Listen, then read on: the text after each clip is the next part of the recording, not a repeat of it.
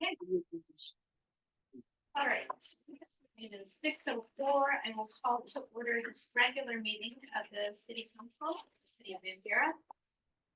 Today is Tuesday, June 25th, 2024, and we are at 511 Main Street in the beautiful Bandera, Texas.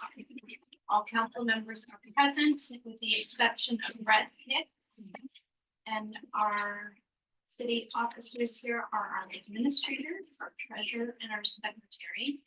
So our city judge is here. Hello. Good evening, how are you all? Thank you.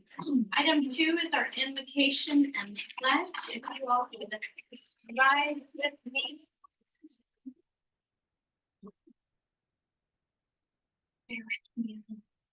Invite you all to take a deep breath and relax in this room with our friends and neighbors. I also invite you to join me in gratitude for the Creator's perfect flow of love that never stops or ends and contains everything there is. May we honor all kindness shared, forgive all injuries, real or imagined, embrace the good in our lives and in the lives of one another, and recognize that every human heart contains the Spirit of God, and that in every moment the opportunity for miracle.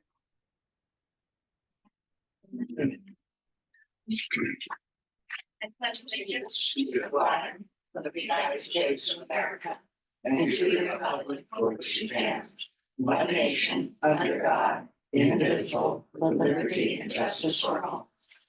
Honor the Texas flag. I pledge allegiance to thee, Texas, one state, under God, one indivisible. Sign in to your visitors to be heard for me. Yes, I do. Does anybody else want to sign in to speak on any item that's not on the agenda?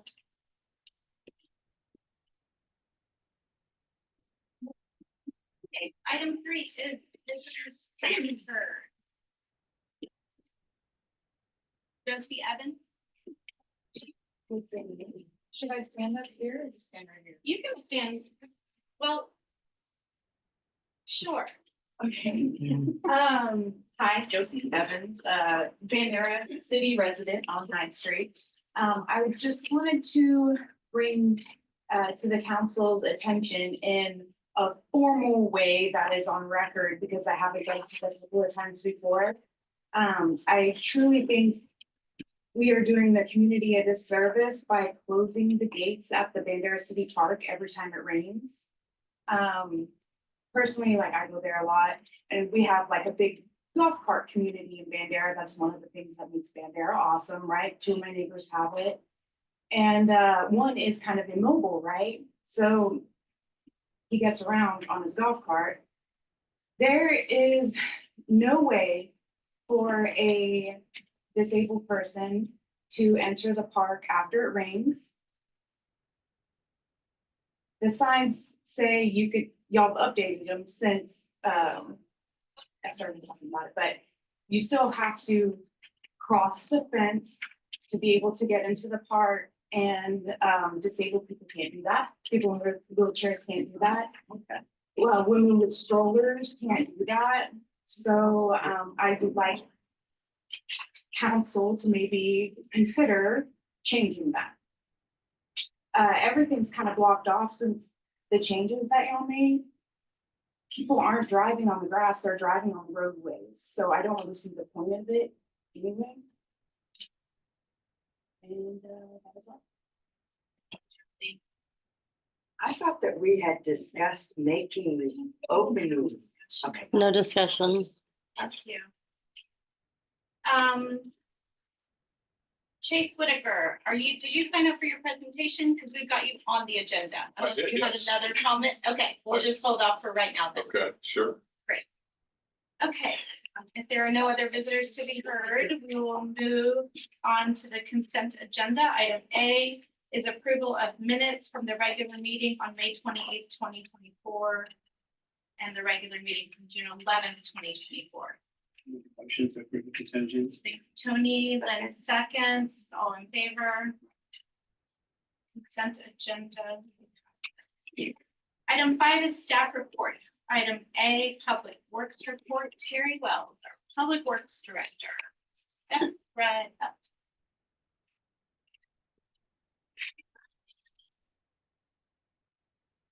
Did you make copies? Mayor, council, what doing? Hello. Bunch of exciting stuff that's happened the last couple months. Got all the violations resolved from over well. So we're abolished. Sewer line project at the RV park, make it big. Everybody's happy. We are in progress of the water line project on the dome, within a 6-inch water line.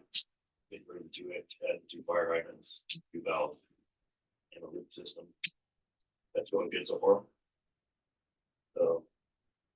We're at the culvert on Highbury Street between 7th and 8th.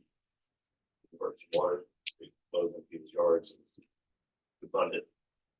It will be a 18-inch underground culvert.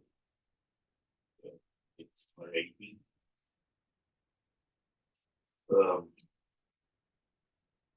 All the wells are running good. Hands are doing good. It's been hot. Everybody's been pushing through it. Asphalt from still once a week. Take care of fallen trees, hook mines, just the usual stuff.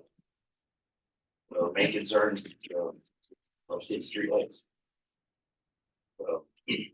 So they used to run off sodium. It was 480. Over the years, they've converted, changed to 110, and fluorescent LED.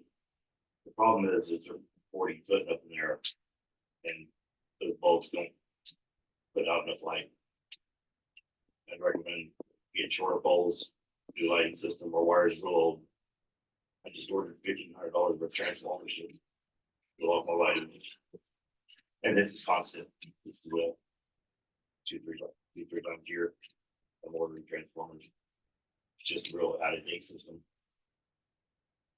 May I ask about that before you move on? Is that something that you've tried to work into your proposed agenda? Proposed budget?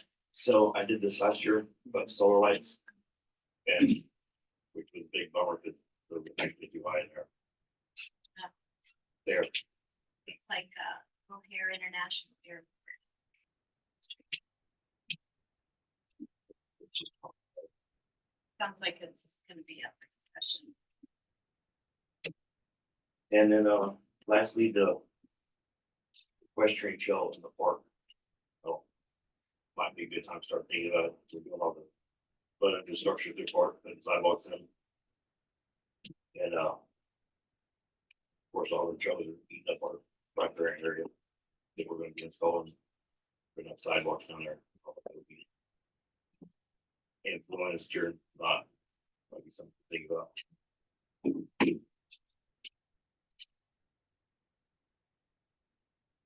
If I haven't talked about. Any questions? Yes. No, it's all good stuff. I appreciate all the hard work. I did get a call from a concerned citizen about a big pothole behind Church's Chicken. Over there.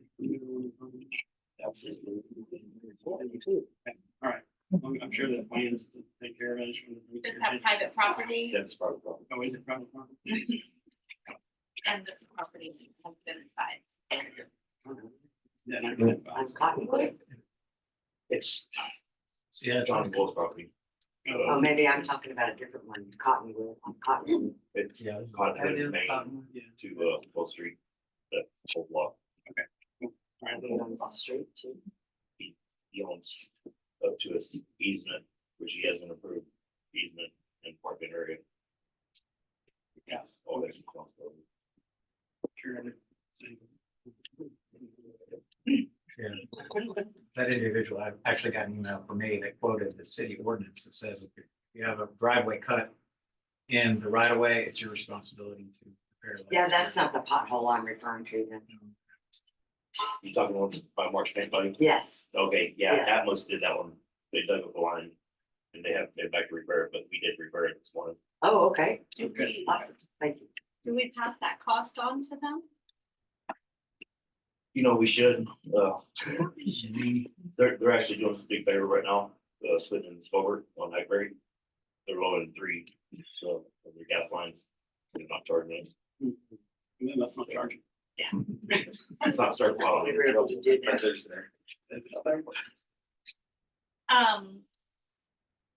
Maybe for future consideration, since we are talking about public works, Lynn, did you want to have something you wanted to say about Josie's comments, since this is inappropriate? Certainly, because I remember us discussing this when she brought it up a year ago, that we would talk about making entryways into the park, making, you know, larger areas for mothers with strollers and, you know, things like that to walk into the park. And I know that has not been done. No, it hasn't, actually, they got smaller. Why is that? Because we have a lot of people going down there with ATVs, motorcycles tearing up the park. Whenever it rains, I think it's mud fest. And it does hurt the community a little bit, but when we're out there repairing grass and picking up trees, just people run them over. And we don't get a lot of rain around here. The park should really not close that much. I mean, that's up to y'all if you want to change it. There's nothing but it. It's an easy fix either way. But in my years of being here, so we open the park when it rains, you just get chaos out there. Is it appropriate for me to speak at this time? Josie, if you have a question you'd like to ask, go ahead. Okay. To Terry, this is regarding the public works. Sure, Terry. Have you considered any sort of like lawsuit from a disabled person that's not able to get into the park? It's not an appropriate question. Maybe not for Terry, No, I've never heard of nothing like that. I thought it was more like a public works function type of question.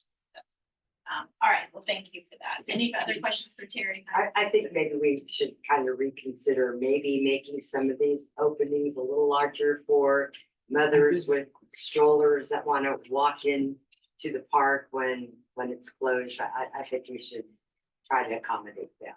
That would be a future agenda item for discussion. Yes, Pat? It is for Terry, actually.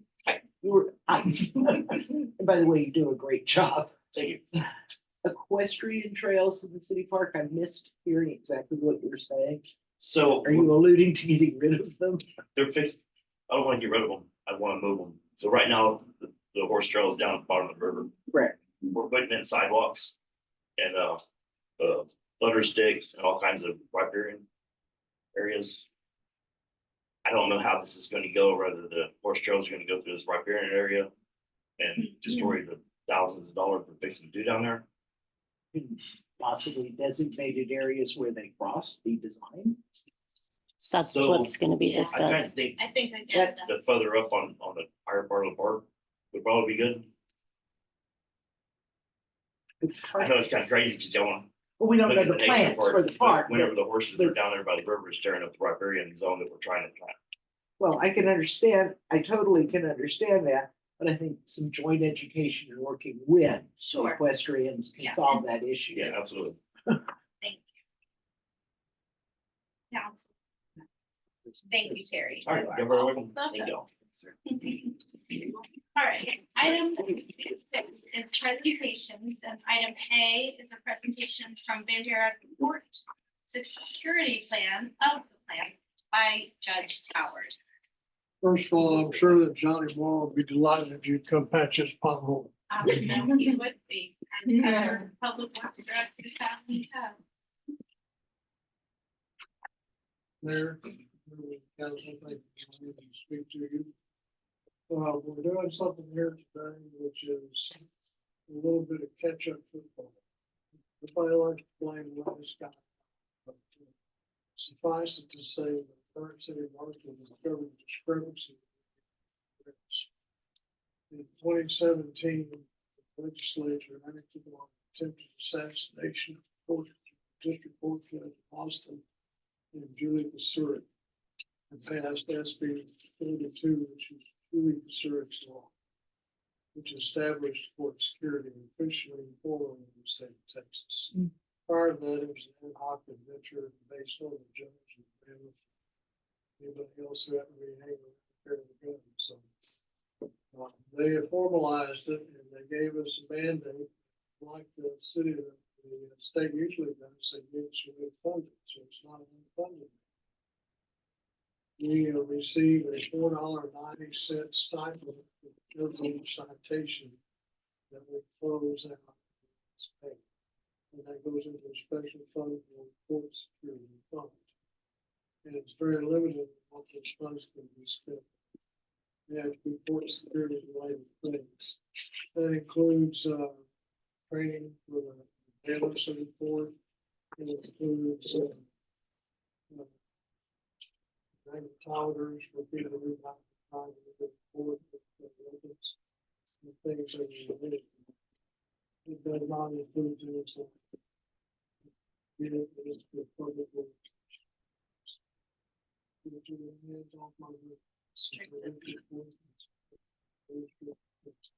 Good news, I spoke with them. Lots of money going. This is not an ask for your today, this is just a good first presentation. The ask for it, later, stand for policy. Essentially, what we need to do is we need to put in some payment plans, which like the county does, and the city. The proposal is put more than half of the city. Put another up front, the range for the money.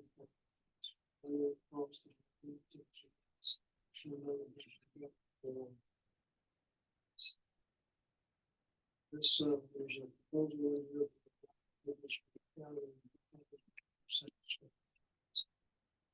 There's one of the things. So fix.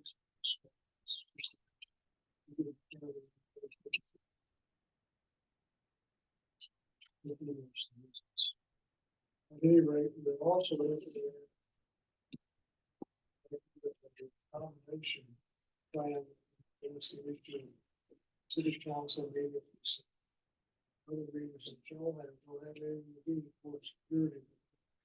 Court security, duty, and use it to ensure our safety.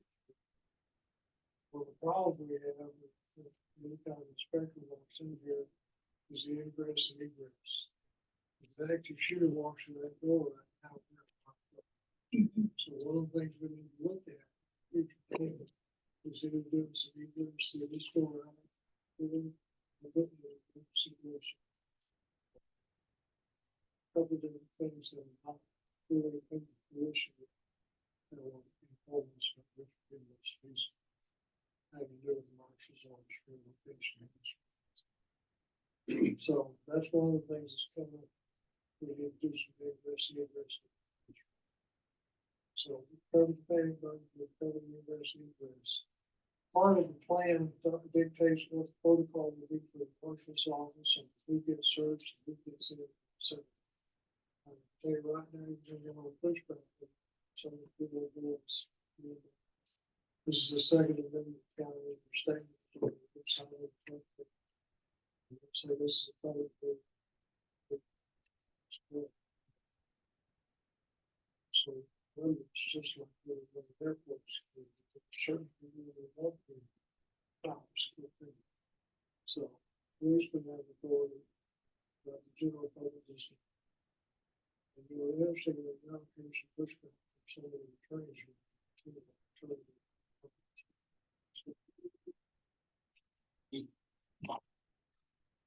I have 22 years in law enforcement. Peace officers. All kinds of things.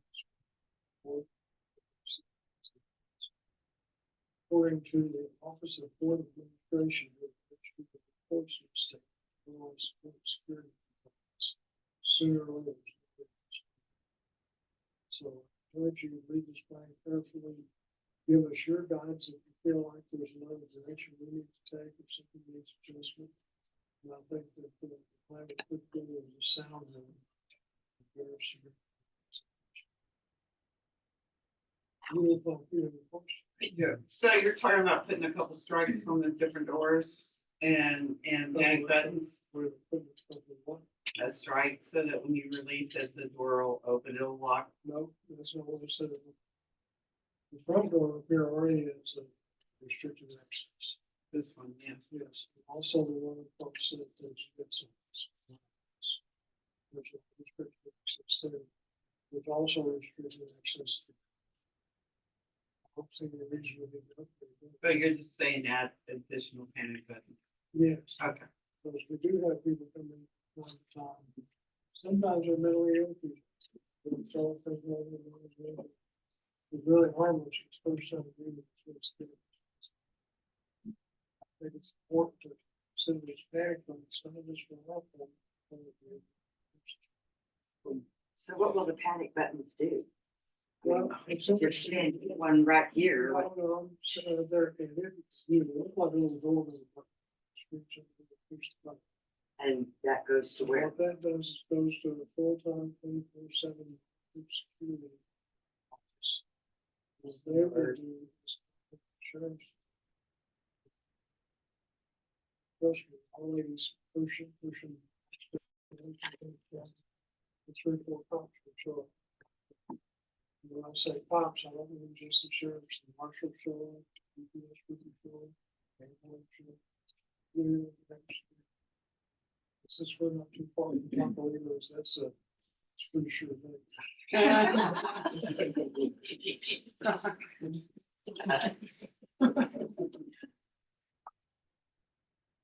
So please consider this, the last thing that I want to talk to you about is the conference. The what? Conference, which is $2 work for walkthrough security. We've got a couple of wands already, they're very expensive to do. I took it for myself to we can get something. So those are worthwhile, but one of my problems is it saves a lot of officers effort. We can get by with a couple of wands, it's gonna take a couple of cops, a lot of work to make it. Want everything. Whereas if you have one guy working back in time, you get a lot of people really quickly. And if there's somebody who's a little closer check, you send them to do.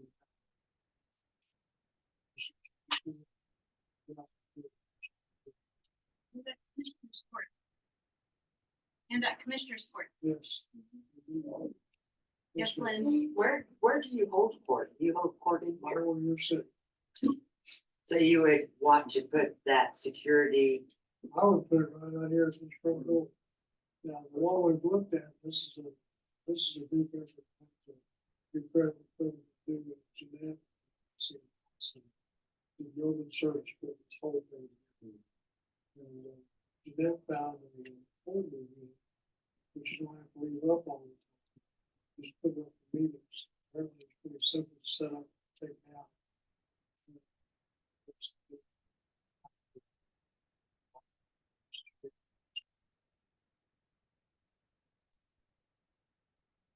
Anything else at this time? I'll know how to reach Judge Towers if you have any questions. Please call me if there's something to choose. Thank you. Thank you, sir. All right, presentation item B is a presentation from Da Vinci 3D Tech, printed 3D homes. Chase Wicker. Look at you and you change the slide. Okay, well, let me get it up.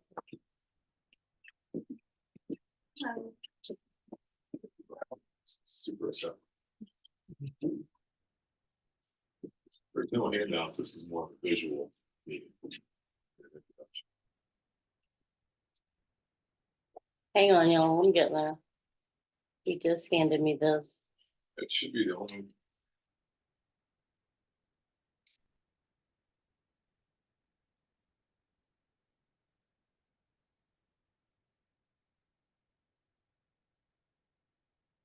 That's it. Okay. Well, for starters, thank you, Mayor. Thank you, City Council. This is a treat for me. Have an introduction with your city, whom I've had a real appreciation for years. So I'm president of a company called Da Vinci 3D Tech. And we are basically we're a builder. We print homes out of concrete. Sorry. That's okay. Yeah. Okay. So we print homes out of concrete. What does that mean?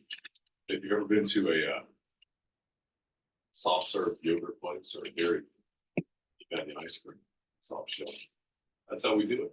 We do it a 3D print. We have materials in a batch plant, mix those materials, goes to the mixer, goes to a hopper, then go hospital, go pump. And it comes out just like soft shell. So our mission basically is to help our niche is to make a dent in affordable housing. We've kind of identified that 25,000 to 55,000 income, or there's a need. There's a need for these people, for the Walmart greeter, for the HEB clerk, for the divorced dad, for the vet, for the student, for all these people that can't come out of college or a debt situation for 20% on a $300,000. So, what the heck can we do about it? Well, slide. Please. Thank you, Jill. The last 2 years, if you can believe it, 10 million people have moved to Texas. 10 million. We've got over 30 million in Texas right now. Slide. And they're not just coming from California, contrary to popular. They're coming from all over for a variety of reasons. 10 million people, those are just the adults, not counting the kids. Where are the kids going to live after high school and after college and everything else? So where housing was 5 years ago to where it is today, I was just looking at Bandera at rental units before I came. And I think I saw 22 available. And I think the average price was probably $1,300 for something, 5 or 6 units, apartment housing. In one word, it's nuts. Everything's spilling over from Austin, from Houston, and now it's working its way west, as I'm sure that your community is aware of. Slide. So I reached out, once we got our printer, I started to reach out to local communities. And this started with me at a Buc-ee's on I-10 in Seguin. They started, it's one of my favorites. They started doubling, announced plans to double that Buc-ee's to make it the biggest in the world. I started walking around asking all these employees, where do you live? What is your commute like? And basically the consensus was you draw a 60-mile radius around Buc-ee's, and they were coming in, commuting 45 minutes from all over Texas, basically spend an hour and a half of the time to work with Buc-ee's. So long story short, I reached out to Caldwell County Judge Hoppy Hayden and asked him if there was a need for housing, because the goal was to help Archie and the Buc-ee's employees with housing so they wouldn't battle attrition. And he's like, yeah, we got a need for affordable housing. And he put me in contact with Mayor Watts for Luling. And Luling and their Economic Development Council has got some exciting things coming to Luling, and they're in dire need of housing. It's spilling over pretty rampant where there's very, very, very little supply and a whole lot of demand. So as I started to reach out to different municipalities, I looked at Bandera and I thought, well, you reach out to the city. Slide, Jim. Thank you very much. I'll come back to that in my conversation here in a second. So how do we solve this? This is a 3D printed home. Slide. This is a 3D printer. This is not our printer. This is a printer from Icon. Their printer looks like an apparatus out of the Empire Strikes Back. It's massive. It takes 2 to 3 days to assemble and another 2 to 3 days to move slide. It's kind of what it looks like. Our printer takes about 90 minutes to get up and running, and about another 90 minutes to move the skid, just like you can skid up an oil rig to the next elevation. These are some affordable houses that were done in Mexico for some low income communities. Slide. This is Half Zero. This is Icon's beautiful home in Austin. That was $1 million ago. Kind of see the potential of what these homes look like. Slide. This is the front elevation of a 3D printed home in Wolf Creek, which is, if you've gone to YouTube and you saw the 60 Minutes piece with Leslie Stahl last year, they're printing 100 homes in Wolf Creek, just outside of Austin. And they're printing these homes at $350 a square foot. So they're going from $400,000 to $600,000, and they're not helping anybody. We're trying to help you. Slide. That's what the interior looks like. These walls are, there's no sheetrock. You're not painting, taping, floating, painting, anything like that. Slide. Some more of the living room. Slide. So every day, if you do a Google search on 3D printed homes, you'll see this. More and more and more smaller towns are turning to 3D printers to help solve their need for homes. Why? You're probably asking. There's Leslie Stahl in 60 Minutes. You can keep going, Jim. Okay. This is another, you can hold it right there. Why, might you ask? The biggest reason is the cost. We can print a 3D printed home at 80% the cost it would be for traditional stick frame construction.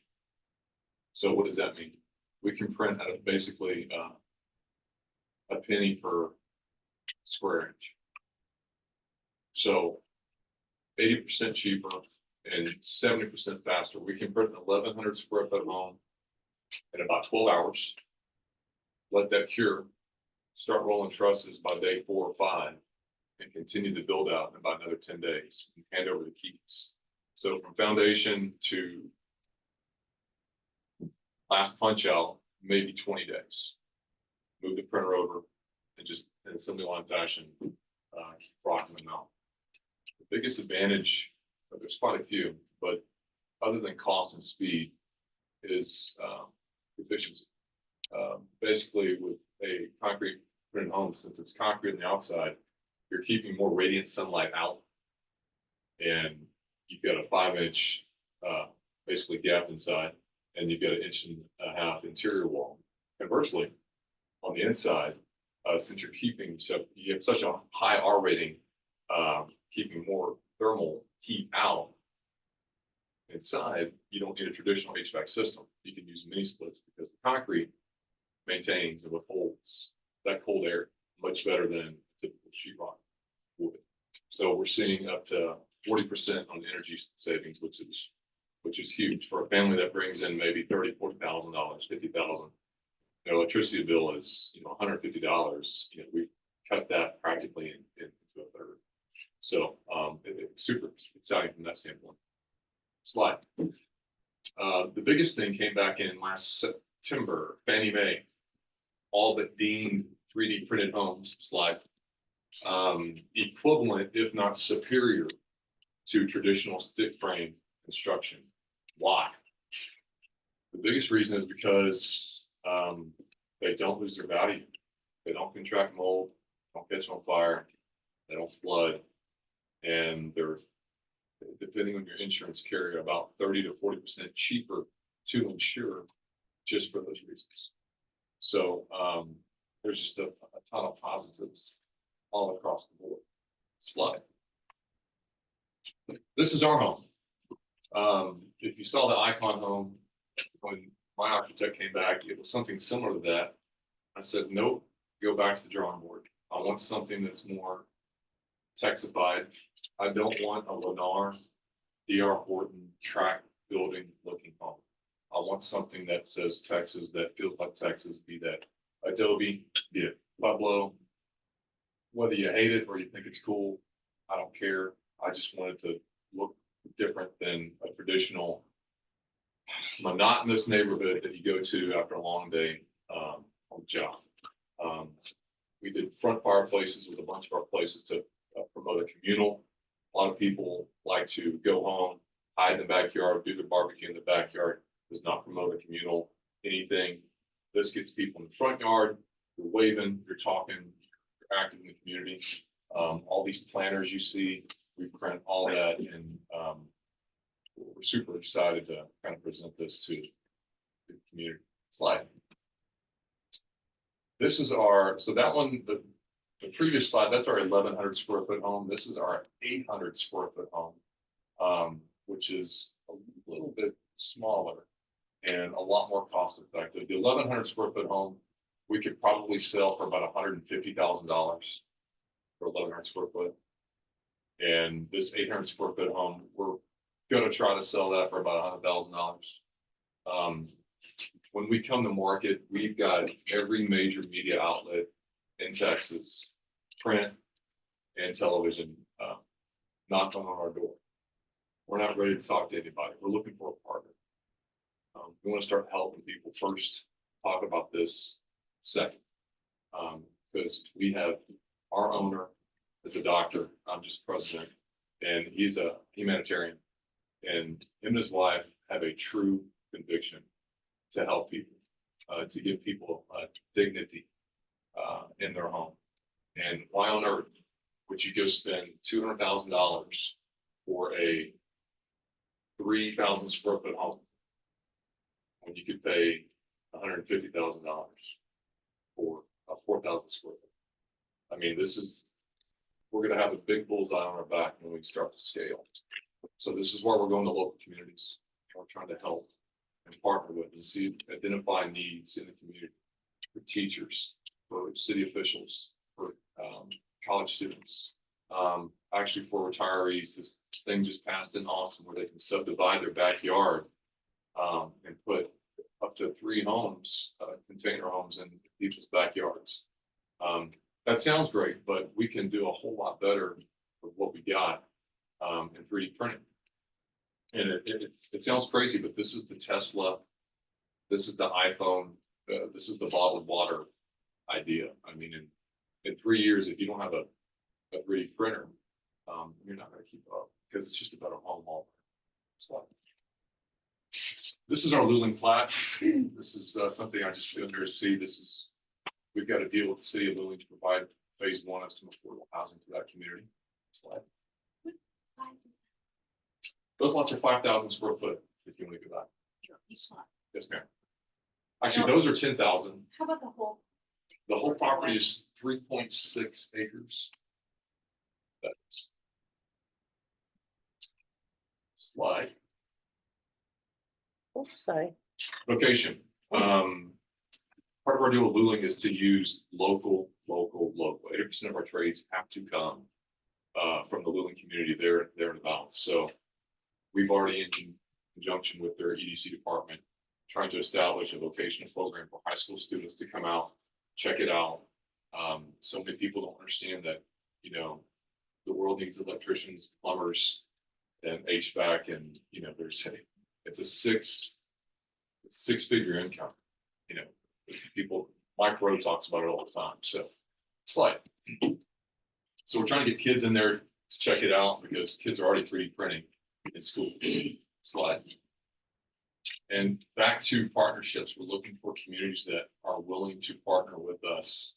What does that look like? Well, with Luling, they had some land that was sitting, and basically in a 380 agreement, they are giving us land in exchange for us to provide housing at a certain price point to help these people, and also in conjunction with doing some programs with the slide. Can't afford to live here. Yeah, that's what we're trying to help. That's what we're trying to solve. If you think about this, there's only 15, I think, 3D printing manufacturers in the world that are kind of doing what we're wanting to do. And we want this community, San Antonio, Bandera, this part to kind of own this. And, so that we can do this in a manner to where it still says, listen, we're still, the cowboy capital of the world. We can keep it Western, we can keep it Southern. We're not trying to come in and do something that looks like a neighborhood out in the Woodlands or Houston or Austin. So we don't know part of that. We want to keep the identity to the city in some type of capacity, keep that authentic. How do we solve it? The slide. We hope that we can solve it. So I reached out to the mayor quite some time ago and just asked if I'd come and talk to her and see if there was a need here in the community. And I had no idea the community had so many festivals, and it was super exciting for me to learn about a community that's 40 miles from me in San Antonio that has all these things. 'Cause I've only recently been back in Texas. I was born and raised in Houston, and then lived in Montana, Wyoming, Washington State, and came back and met my fiance in San Antonio. So it was super exciting to hear about your community and everything that y'all have going on during the summertime. That was this community feels like a hallmark. Or something. It's our lifetime movie. It was so that kind of concludes. Kind of concludes my presentation. I'm sure there's always a ton of questions, and I'd love to field any of them. I want to say thank you for coming out and making this presentation to council. I don't know if you remember, but the day you got up and drove to Bandera, you had just read the San Antonio Express News with the article about VISD going down to a 4-day school year. That's right. Or school week. And one of the primary reasons cited was housing shortage for teachers. So our workforce, our community essentially can't afford to live in Bandera. And we know from recent census and studies that average household income in Bandera, it sits around $35,000 a year. And we know that when we apply for federal funding and state funding for our major infrastructure projects, that we qualify as a socioeconomic disadvantaged community. So how do we create an opportunity to address some of those issues and do the work that we are, allowed to do through the tools that we have as elected officials to make life better for people in Bandera and to make sure that people have the opportunity to live here and work here and build wealth here, to love and care and run for office and all the good things that people should be able to. Sure.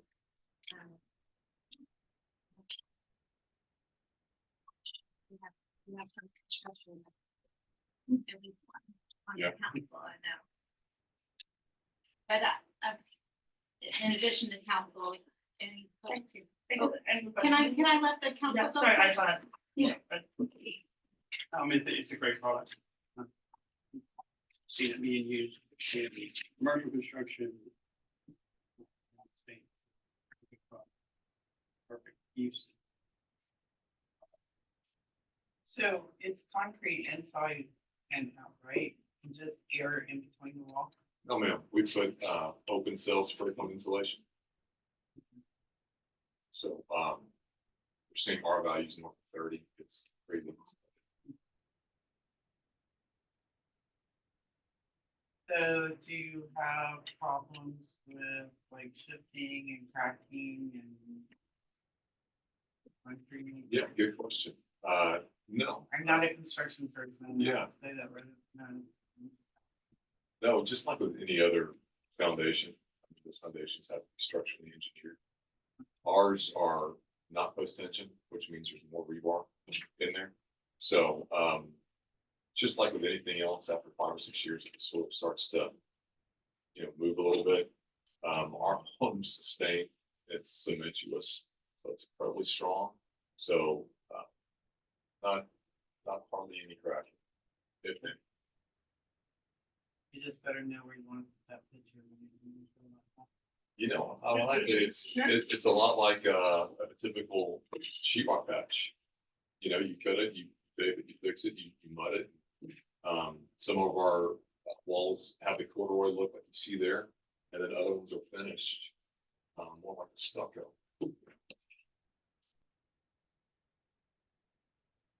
So currently you've got 2 floor plans, Yes, sir. and what's your ability to expand? We have a lot of ability. We are very flexible, as we're looking for, partners. We don't need money. We don't need anything like that. We just need partnerships where there's a need. And we can help people.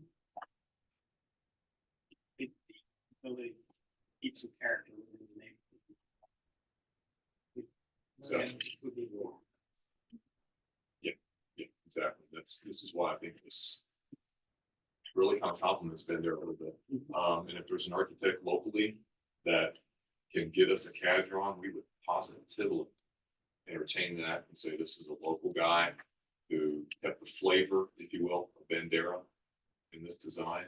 We would employ that. Can you explain you said it's practically flood proof. How does that work? Water does not get inside if there's a flood. It's like an airtight. It is, and if it does by chance get through a door heading or a header, from an insurance standpoint, you're not going back in and you're flipping out sheetrock and pulling out bad insulation. So, it just dries out and you get an air dryer there and you're good. So the time in getting a victim of that back in their home is reduced quite a bit. And is the roof concrete as well? Good question. This is a 1-slope roof right now. It's not. So those trusses could positively catch fire. But we are working on right now in our R&D trusses that are post-tension that are printed out, which would be retarded. So we've got, and this is part of the reason things are so exciting with us right now, because we've kind of had a eureka moment where we figured out that we could analyze these walls and hoist them and transport them and offer that to people and basically Lego lock them in together and with a bonding agent. And we could offer that at even a more economical price to people that could need it and mobilize really quickly for like disaster recovery for hurricanes or tornadoes. Or this home's going to be okay through a tornado, that the roof might be lost, but so there's a lot of disaster recovery applications that are pretty neat. Can you briefly walk us through what a partnership would look like? So, said like Lumen, PVC offered you some land. At that point, you would start building. How do you, promote your housing? Who do you look for? Is there any guidelines or restrictions you have? For example, I guess my question would be, in a town like ours, there's a lot of investors, so there's a lot of rental properties for sale, which can be a big problem when it comes to people wanting to live here. How do you vet that? You can use the same investors to come buy these 6 homes. I'm still remember flowers. That's a great question. The biggest thing is to get way out ahead of that, and you got to have an agent, right? You got to be, you got to, not that those are bad, real properties are bad, but in a town like yours where there is a ton of Airbnbs and people are doing that, it's good too. I think collectively, the city council and myself could come up with something that would discourage and or prohibit for a certain amount of time a domicile be turned into a rental or an Airbnb. There's certain, and we could be a pioneer in that. I don't know, but that's something that we would positively entertain. But to answer your second question, how would we advertise that or whatever? Honestly, there's no advertising needed. I mean, everybody in this room will go back and tell 10 people. And by the time we start building, there's going to be people that want one-offs. We don't do one-offs. It's not economically feasible for us. That's with the panelized walls. That's something that could be a solution possibly for one-offs. But we want to help build a community who can help, you know, a couple birds with one stone. So what's your minimum build, like 6 houses, like 8 houses, 12 houses? Well, we're flexible with that. With Luling, we're doing it in phases. This is phase one, and they've already identified the secondary piece of property, which is much bigger, right next to a park, where I think it's 10 acres. So minimum would, you know, we, depending on, you know, what square footage are we looking at? You know, what does that need look like? You know, there's a few variables, but it probably have to be at least 10, something like that. We wouldn't come in and just do 4 or 5 homes. I mean, we want to help 40 people, not 4.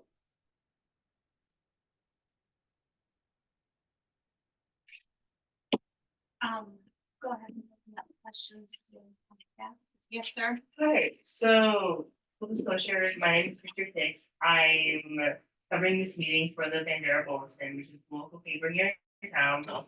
And one of the questions I had was a lot of people within the Bandera community are older, homebound people.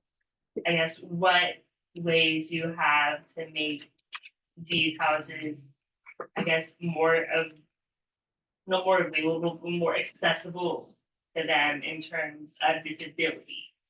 That's a Things great, like that. that is such a great question because city manager of Luling, Mark Mayo, actually posed an idea to us to have an application for a retirement for retirees, for people in Luling that want to keep their parents close. Could we do this in their backyard? This is kind of where the panelized walls come in. We could do that. So there's even more applications to do to help retirees and to help the elderly. And that would, I mean, because the elderly are leaving their kids' homes and that's just going on down the line.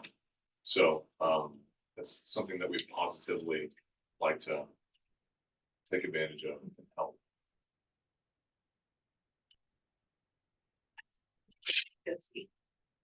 I was just curious if your interest is specifically within the city limits of Bandera. And if you could elaborate on like the need for a partnership, because in my mind, you could just purchase property somewhere and sell these homes to the people that need. So I'm trying to understand like the whole picture. Yeah, sure. So, you know, if someone's going to give you land to help people, that's box A. Box B is to buy that land to help people. 9 times out of 10, you're going to take, you know, the free land. If it's, because with that comes relationships with the city. And things are more easily identifiable within the community. So are you looking for free land specifically within the city limits of Bandera, or can it be outside as well? That's a great question. We're not picky. We just want to help people. If that's inside the city community, if it's outside the county, we don't care. You know, we just want to print and help. So if there was land that is gifted back to the county, valid tax code, y'all would be open to looking at some of those lots the county already owns because of tax code. Would that be something y'all also going to stay specifically closer to help the tight knit community of the city, or branching out into other areas like below to feed those different? Yeah, great question. This goes back to that 4-letter word help. It doesn't matter. It does not matter. We're open. We're not pigeonholed into one part of town, one geographic area. We prefer this flat, but we know it's not always flat. But if it's not, that's okay. We move a lot of dirt, so we're open. And y'all the willingness to work with, say, Bandera ISD to promote some of those trades you're talking about that are really important. Would you be willing to work with the school to teach some of their students that are interested in trade professions, whether it's HVAC or that, or construction, to come out on site to learn from y'all in order to also help people? not only are we open to that, this is one of those things where people stop and they watch and they take videos and they ask questions. Hey, did you see this? What the heck is that? So it stirs up a lot of interest. And you know, our thing is intellectual capital. You don't have to be a concrete expert to come work with us, right? You know, because our print teams are very small, and we want to intertwine local people because that's how you know you get in partnership with the community to be a good pillar of the community. So we're trying to check all those boxes. So like we're doing with Luling, we positively start a vocational program or you know let the local ISD facilitate and administer that, and teenagers, kids, and not just boys, women. I mean, we've got a couple of young ladies that have been working with us for 4 months who outwork the men. So it's open to all genders, ages, and everything. Thank you. I had a question right over here. Just with, on your two existing floor plans, are they plans as they are right now? They are, yes. It's just kind of a follow-up. So you're relying on solely word of mouth, no Facebook, you know, nothing for getting the word out, just solely word of mouth?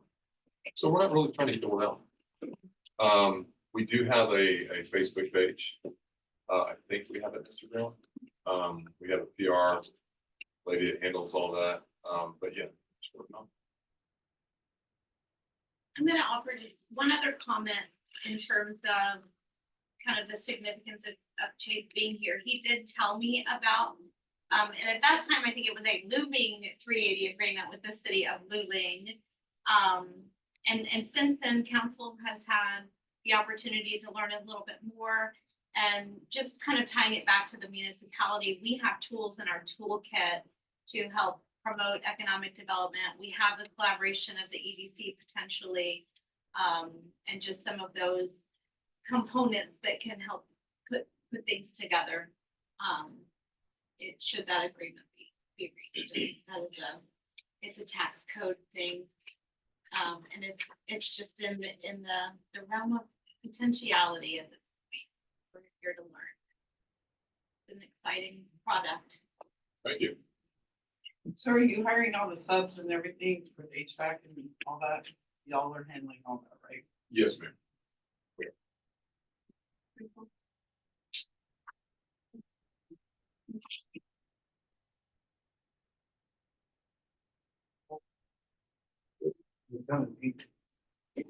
You can get that anytime you want.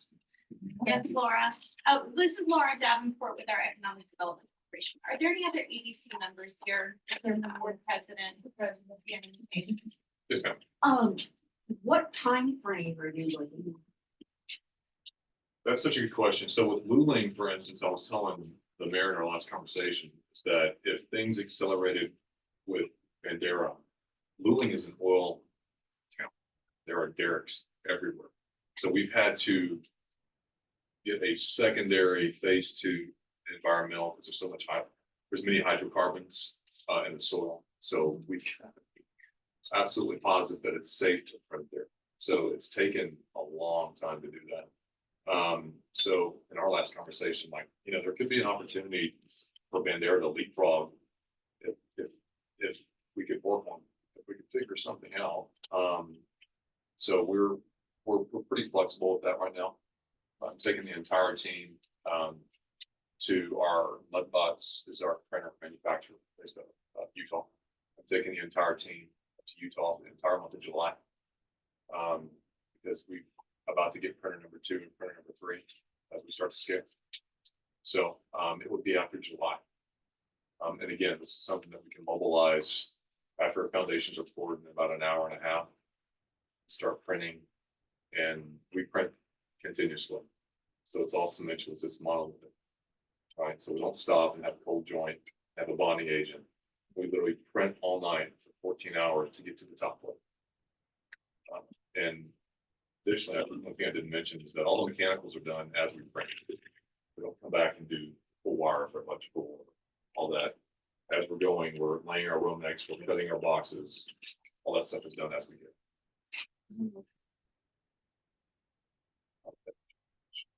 Is there a house we can go see somewhere? Yes, there is. We've got our headquarters is in Seguin. Okay. So yeah, I actually talked to the mayor about, having a little tour out there, much sooner. So your electrical and plumbing are in the wall. What if something breaks? Or what if there's a malfunction? Great question. Just like with sheetrock, Just cut it? just cut it, fix it, patch it. That's it.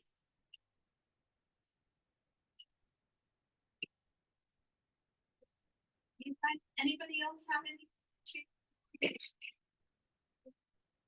Thank you. The two sizes that, you were talking about, is the 800 square feet. Yes, sir. But that's not limited. We're actually part of the fund going back to the drawing board. So, to basically fill needs for wants that people want a little bit bigger home, a little bit smaller home. Yes. In the event that you were able to obtain property via the city, county, what have you, would you be interested in building, shelters? Either for victims of domestic violence, male, female, injury, what have you, or for homeless? Because we have seen a rise in it, whether it's related to poverty or addiction in our area, but is that something you'll look at? 1000%. One of our deals with Mudbots is that we have to do things with Habitat for Humanity. So at the cost of a friend is pennies to help locals. So that's vital for the community. I lived in Seattle. I saw 10,000 people, homeless people in the streets from addiction and from whatever else was going on. So no, that's something close to my heart. Absolutely. Sure.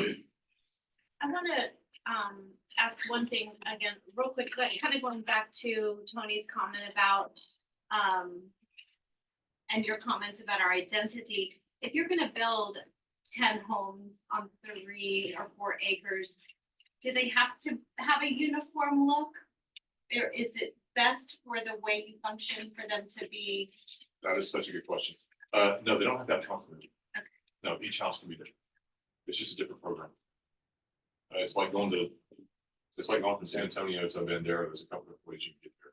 It doesn't matter. We just change the software, change the print, upload it. Let's go. Just need to be in a row, right? Yeah. Move the machine. That's right. You can't just move the machine here, the over there, back down. That's right. You could, but it's just not. Unfortunate. Right. Yep. Thank you, Chase. Thank you. Thank you. Thank you. That's it. Can you do like a duplex? Possibly. Okay, I mean, Yeah. I'm just thinking, Yeah. trying to think. Yeah, it's such a good question. Yeah. Of more people in a small area. We can do a duplex, a fourplex Okay. in 20 hours. It's one of the things that we really are good at. Okay. Yes, ma'am. I can get you his Thanks again for the contact. drive Well, out, for all the good information.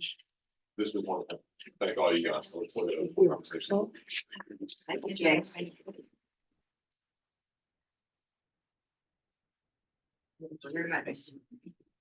Thank you. Thank you all for your Thank you. participation in that. It was very interesting. We'll move on to item 7, which is discussion and possible action on the following item. We have item A, approval of ordinance 443, amending the City of Bandera Code of Ordinances, Chapter 13, Drought Contingency Plan, Section 1309069, drought response stages, responses, and water use restrictions. Council, I apologize, I didn't catch this prior, but in doing some research on the restrictions that you all approved in February, we did not adopt them by ordinance. Jill, is that? yeah, so there was a meeting February 27th that I did not attend. There was an ordinance ready for it, but when the motion was made, there was no vote on an ordinance. It was just to approve the changes. So we just need to adopt the ordinance 443 amending the code of ordinances. So we just need, it was all in favor, none opposed for, so nothing's changed as far as the changes. We just need to adopt ordinance 443. Understandable. Yes. I'll make a motion to adopt ordinance 443. Do we have a motion to adopt and a second? What's going on? If y'all don't mind. So is everything okay? I'm looking at my deputy. That's all, the only person I want to hear from right now. She had a question for you. Oh. Okay, well, I'm about to call for discussion, so thank you. I was. Concerning. Okay, so we have a motion by Councilmember Battle and a second by Councilmember Flowers, and Councilmember Green, did you have a question? Okay. Was there okay, yes, ma'am. I just want to voice my concern again regarding the adding of water to swimming pools. There are no restrictions on that throughout the whole drought. And I've looked at other cities around here and some prohibited at different stages. Some require covering a % of the pool when it's not in use. Some have designated days and times and surcharges. We have nothing. So that's my concern. Yes, ma'am. I think we do have surcharges, don't we, when there isn't an upgrade in what is owed by the people that are using a certain amount of water. There, we do have a surcharge. And Yes. where is that on the restrictions? It's in our fee schedule. It's how much water you use. I don't know that it's identified that way, and that's something that we certainly can revisit when we have our fee schedule discussion in the budget hearings, but we do have a conservation rate, which is the primary bracket of water use up to, I think, 1,500 gallons. There's a conservation rate. So actually anything over 1,500 gallons a month, you're kind of, yes, and it kind of elevates per bracket. So we do have a higher rate for more usage in place. And I was Now, just, collecting more money is not going to restore our water. I'm just reviewing the stages right.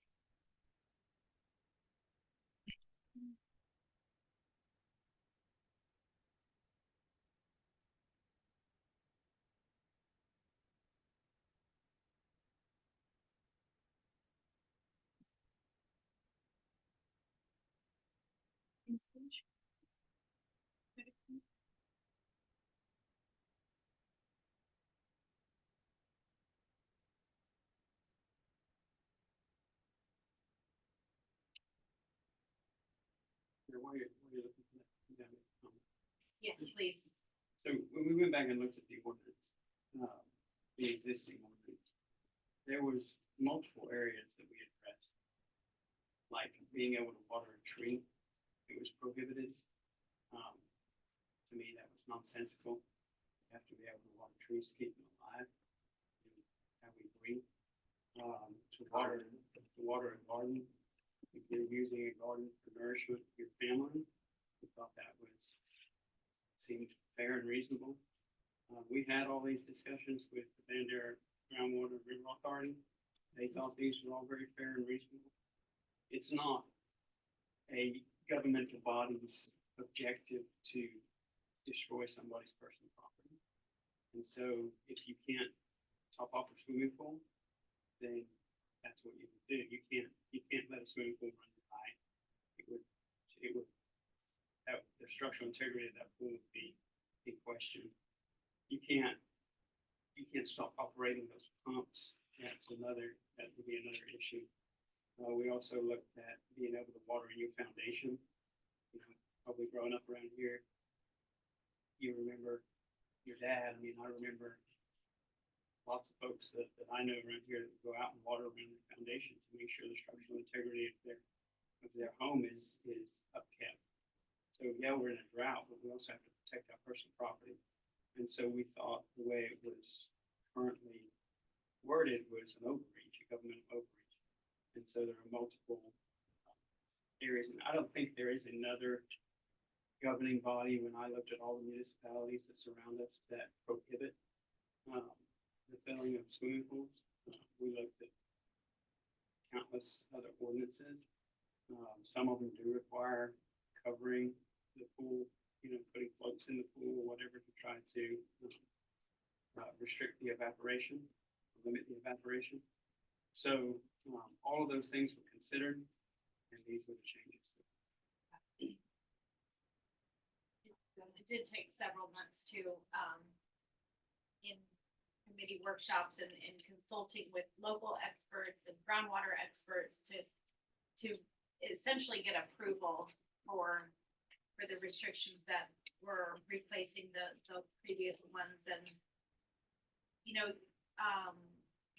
the comment, regarding the higher fees won't be able to put water back in the ground. I think we do realize that, but I would also just couple any discussion about groundwater and our water resources with this council's diligence and in attempts to create a decentralized water infrastructure system. So by diversifying our water resources, we hope to grow